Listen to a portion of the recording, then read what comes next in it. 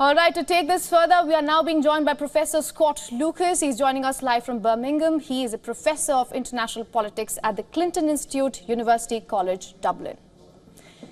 Professor Lucas, thank you so much for joining us here on WION. Good to see you. I want to ask you, what do you make of these two countries that we're closely looking at and the parallels we are drawing? I think in both countries, as you've identified, you've had governments that have been in power for quite some time, that to say the least are facing challenges. But I think beyond that, there are some major differences to talk about. First of all, when we talk about the situations in the two countries, while both face economic challenges, they face social challenges, the big difference, of course, is that the UK has left the European Union because of Brexit. France, despite its economic difficulties, is still in the EU. Its economic future, therefore, is much brighter than that of the UK, which could be in stagnation or even recession for some time to come.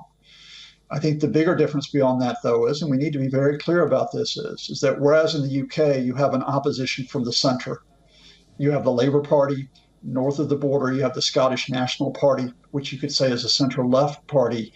In France, the major opposition party now is a party of the far right, the National Rally. The UK has an equivalent of a far right party called the Reform Party, but it's kind of an upstart party. It doesn't really have that much depth, and I think it has problems because of the UK's different electoral first past the post system.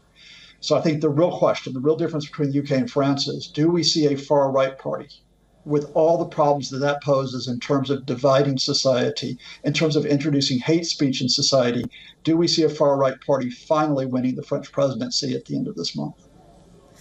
All right, Professor Lucas, since you spoke about the far right so much, let me ask you this. Why do you think Europe is standing where it is? Why do you think there is a rise in the far right? Well, I want to be clear here because there's been some really misleading headlines. All right. France has a rise in the far right. But across the continent, it's very much more of a mixed picture. For example, a lot of people said Germany had a surge in the far right. In fact, in last week's European election polls, the hard right AfD, which was predicted to take more than 20% of the vote, only got 15%. And most of that was in East Germany. Then look at other countries. Look at countries, for example, such as the Netherlands, where the center left continued to be the leading party and held back the hard right of Geert Wilders. Look at other countries such as Spain, Portugal, and where I am now in Ireland, where the far right was pushed to the margins and the center held. And look at Scandinavia, where in fact center-left parties actually are resurgent and the far right drifted back. So in other words, instead of saying the far right is ascendant across Europe, you have to go on a country-by-country basis because, of course, the issues differ from country to country. All right, Professor Lucas, thank you so much for joining us and giving us your insights. Thank you. For all the latest news, download the WION app and subscribe to our YouTube channel.